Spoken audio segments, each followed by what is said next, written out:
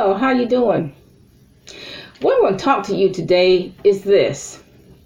You're old, you're alone, and you're poor. But guess what? It's not too late. Now, if you live long enough, you're going to get old. If you are alone, you don't have any relatives left, your spouse is gone, you know what? You have to accept that. If you're poor, you have to accept that too. Okay? Let's just say, for the sake of the video, you're over 50, and if you're over 62 and you're getting Social Security, you're either getting disability or Social Security, or you're getting both, okay? The bottom line is that you're too old and you're too sick to work full time. That's the bottom line. That's the agreement that you and the government have come to, that you're too old and you're too sick to work full time. Now, what you need to do, you need to save your money every month. If you don't save but $25 a month, save that. You can also buy savings bonds, okay? You need some money in the bank for any emergency, whether it involves your car or whether it involves a medical emergency. You need some money in the bank. Like I said, you need a rock solid will. If you're over 50, you need a rock solid will. That's definitely, I think that anybody over 18 should have a will and definitely life insurance. Okay. There has to be one person on this earth you can trust. Maybe. Hopefully there is. I mean, I know that, some parents don't have good children, but maybe there's a nephew or a niece that you can trust. Okay. Now, if you're over 62, you should not be overdue for non-payment of rent. I mean, if you haven't learned how to pay your rent by the time you're 62, you're never going to learn. And frankly, if you don't know how to take care of yourself, if you don't know how to hustle this world by the time you're 62, you know what? You're never going to learn. And I know people say, well, people are old and foolish. Well, that's the reason why people are old and foolish is because they were young and foolish. Hello? But you know what? It's not too late to get wisdom, because the Bible says to get wisdom above all things. You need some street smarts. You need some money smarts. Okay? And it's not too late to get it when you're 50 or older, particularly when you're 62 or older, retirement age. Now, like I said, if you're 62, you should know how to pay your rent. I mean, it surprises me when I watch a whole lot of videos, I do a lot of research, when I hear about people over 62 not paying their rent. Of course you're going to get evicted. What do they expect? You know what? To be honest, you don't want an eviction on your credit report. Okay, so if you know you don't have the money to pay the rent, if you can't hustle up enough money, just talk with the landlord. Just tell the landlord, you need to terminate your lease, okay?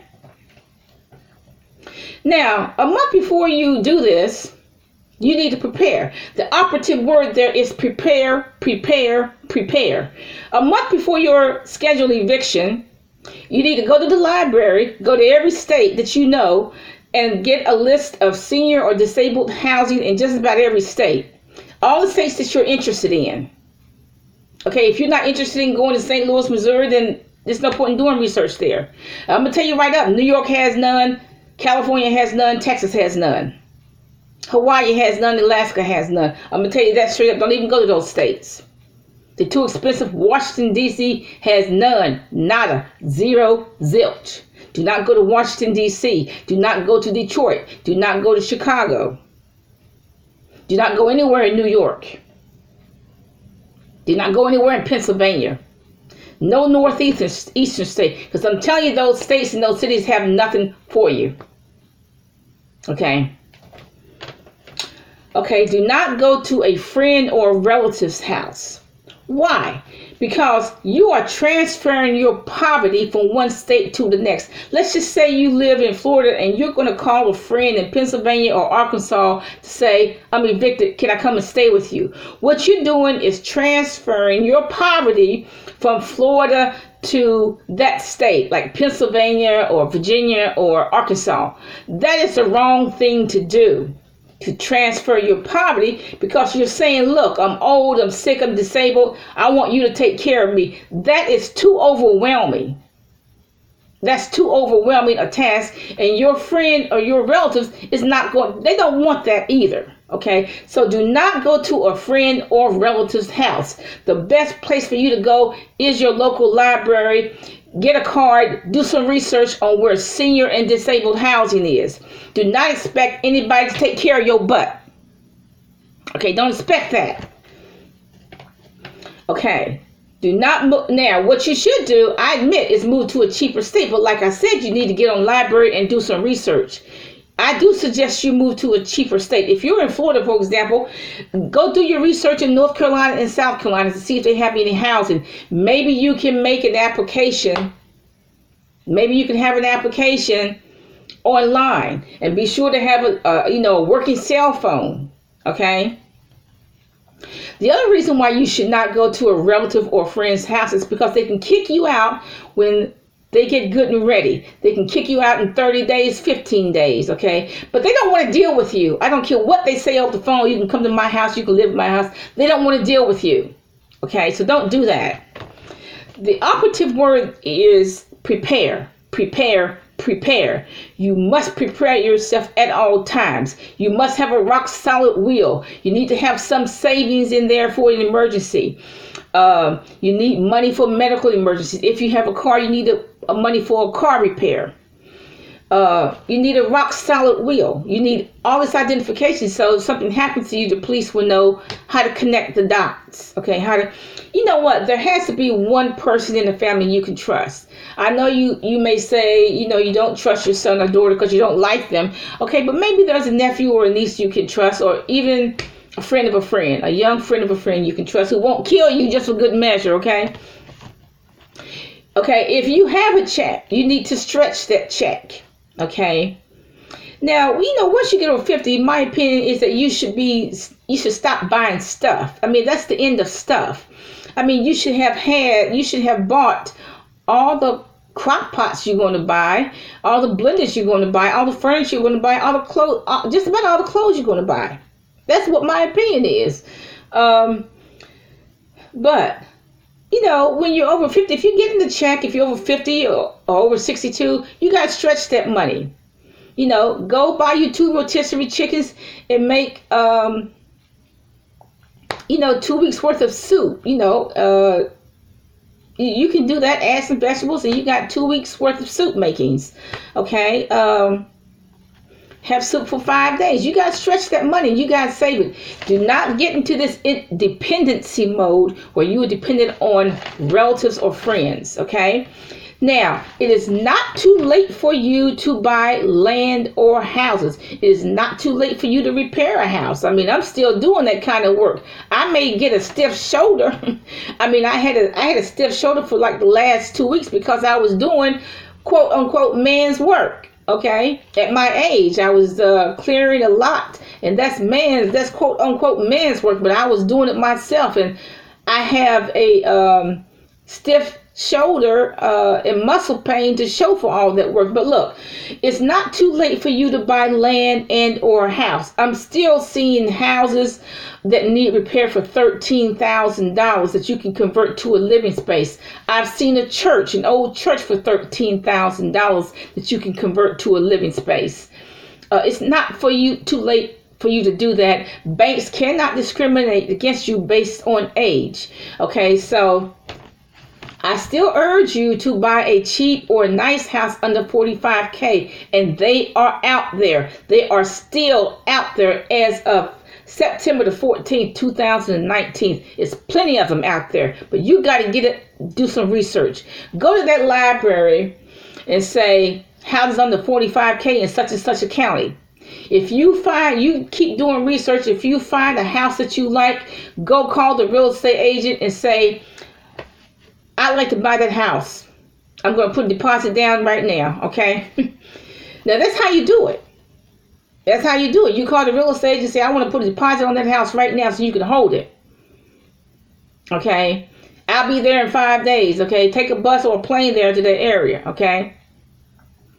Now, I think when you're over 50, you need to have everything in place. You need to have a will, your funeral arrangements, already prepaid. You can prepay for a funeral arrangement. You can prepay for cremations, okay? You should have some money in the bank to cover all of your expenses, okay? Just some, okay? Your house and your car should be paid off if you have one, okay? Definitely try to minimize your bills. Don't try to leave those bills for somebody else to pay. True, bills disappear after your death. That's true, but you don't want to leave your relatives, your next of kin in the bind. So I have paid off all my bills. I paid my Visa off. I don't have any more. I paid my Visa off for some years now. I'm not going to charge anything else ever again. Okay, I paid that off. I'm not going to ever get any more credit cards ever again for the rest of my life until the day I die. I'm not going to get any more. So if something happens to me, then I don't have to pay any bills off, okay? If you're an elderly person and you have a big house and you think you might be on the brink of foreclosure, you can rent those rooms. Rent each room for $400 a month. I think that's the going rate. Rent per room of $400 or $500 a month. I think that is the going rate. Till time, as you get on in time, you can get ready to sell your house. You can do the necessary repairs to sell your house. I think once you get over 50, you should start downsizing clothes, furniture, shoes. I would think that, once you're over 50, you've bought all the appliances that you're going to buy. You bought all the blenders and the crock pots and whatever coffee makers, whatever small appliances that you are going to ever buy, okay? I got at least 3 crock pots. I don't know how many I have. I have at least 3. I know that. Okay, I've got other appliances too. So I'm, personally finished buying a crock pot unless somebody wants to give me one, which I'll take, okay? Okay, now the operative word there, like I said, is prepare. Okay, what is Uncle Sam saying to you by giving you this check, whether it's a disability check or a Social Security check? Uncle Sam is saying, this is all we're going to give you. This is what our agreement is with you. We're not going to give you any more than this. This is all we're going to give you. So if you need some more money, you need to do something self-employment. You can clean houses, canning, do hair. I don't know. You can do something self-employment if you need some more money. So the bottom line, if you are old, alone, accepted, and poor, accept your poverty. You are not in the $50,000 range. You are not in millionaire status. Okay, it is not too late for you to take control over your money. It is not too late for you to prepare yourself for the next few years. Stretch your money. You can still save. You're not too old to save. If you're an elderly couple and you are homeless, please look at some land, a lot that you can buy in your town. Okay, and you know what? Start building a house. And I submit to you, if you're an elderly person and you're trying to build a house, I submit to you that the government will give you some type of grant or loan, to help you build that house. I submit that to you. But it's not too late for you to prepare yourself for the end, because we all got to die or will. You need some money in the bank. Pay off your bills, buy a cheap house right now. Have a nice day.